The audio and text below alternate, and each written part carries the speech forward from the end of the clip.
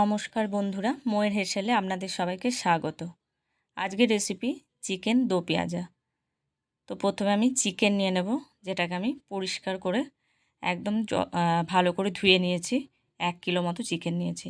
এবার চিকেনটাকে ম্যারিনেট করব। হলুদ গুঁড়ো, কাশ্মীরি লঙ্কার গুঁড়ো, পরিমাণ মতো লবণ, সর্ষের তেল আর লেবুর রস দেব। চিকেনের যে একটা গন্ধ থাকে, যেটা অনেকেই পছন্দ করে না, এই লেবুর রস দিলে সেই গন্ধটা পাওয়া যাবে না। এবার ভালো করে সব শুদ্ধ মিশিয়ে নেব। সবটা মাখা হয়ে গেলে এটাকে 30 মিনিট রেখে দেব ঢাকা দিয়ে। এবার পেঁয়াজ কুচি করে নিয়েছি, পেঁয়াজের কোয়া ছাড়িয়ে নিয়েছি, টমেটো আর কাঁচা লঙ্কা কুচি করে নিয়েছি, চিড়ে নিয়েছি। পেঁয়াজটা এখানে দুরকমভাবে ব্যবহার করব। এবার একটা মশলা তৈরি করব, যেখানে আমি দইটা ফেটিয়ে নিয়েছি। এবার দইয়ের সাথে জিরে গুঁড়ো আর ধনে গুঁড়ো মিশিয়ে নেব। এবার তার সাথে পরিমাণ মতো হলুদ আর কাশ্মীরি লঙ্কা দেব। এবার সব শুদ্ধ মিশিয়ে নেব।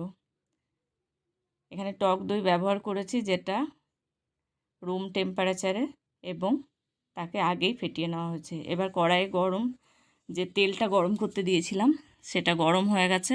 এবার কিছু গোটা গরম মশলা দেব, যেমন ছোট এলাচ, বড় এলাচ, লবঙ্গ, দারচিনি, জয়িত্রী আর তেজপাতা।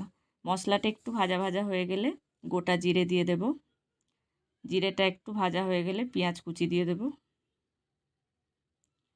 পেঁয়াজ কুচিটা দিয়ে এবার ভালোভাবে নাড়তে হবে।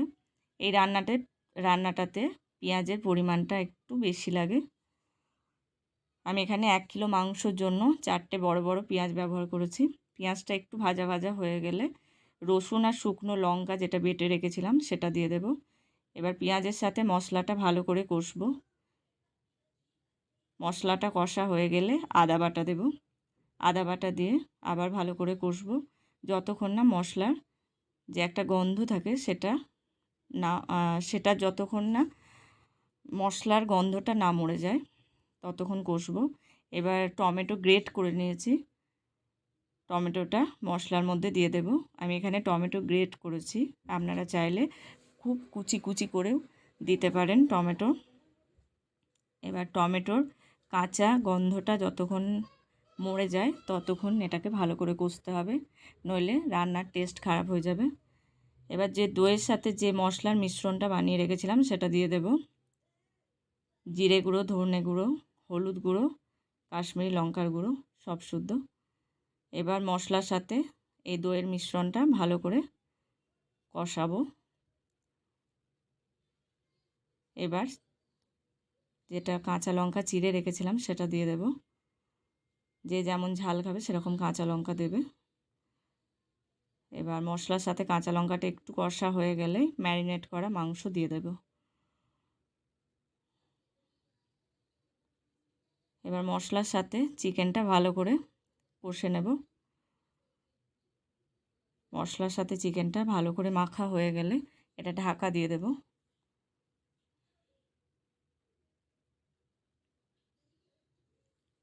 এটা অল্প আঁচে এরকমভাবে ঢাকা দিয়ে দিয়ে কষতে হবে, তাতে টেস্ট খুব ভালো হবে এবং মাংসটাও খুব তাড়াতাড়ি সিদ্ধ হয়ে যাবে। মিডিয়াম টু লো ফ্লেমে এটা করতে হবে।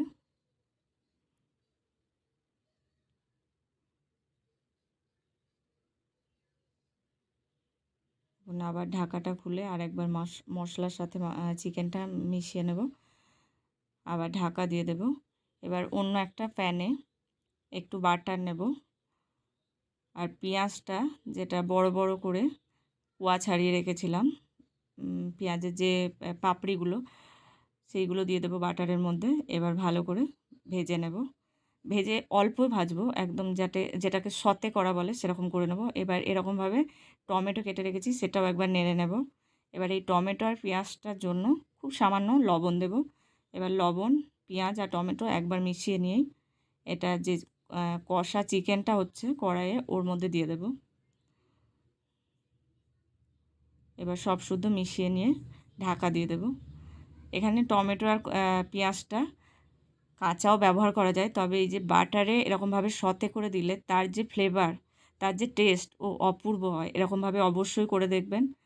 এবার রান্নাটা প্রায় হয়ে এসছে। এবার কাসুরি মেথি আর টেস্টটাকে ব্যালেন্স করার জন্য খুব সামান্যই চিনি দেব, যেহেতু এখানে পেঁয়াজ অনেকটাই ব্যবহার করেছি। এবার পরিমাণ মতো গরম জল দেব। এবার সব শুদ্ধ ভালো করে মিশিয়ে নিয়ে ঢাকা দিয়ে দেব। তাহলে চিকেন দো পেঁয়াজা একদম রেডি হয়ে যাবে। এটা রুটি, পরোটা, ভাত সবের সাথেই ভালো লাগবে। অবশ্যই বানিয়ে দেখবেন। ভিডিওটি ভালো লাগলে লাইক করবেন, শেয়ার করবেন। রেসিপিটি অবশ্যই ট্রাই করবেন এবং কমেন্ট করে জানাবেন কেমন লাগলো। আর আমার ইউটিউব চ্যানেলকে সাবস্ক্রাইব করবেন, ফেসবুক পেজকে ফলো করবেন।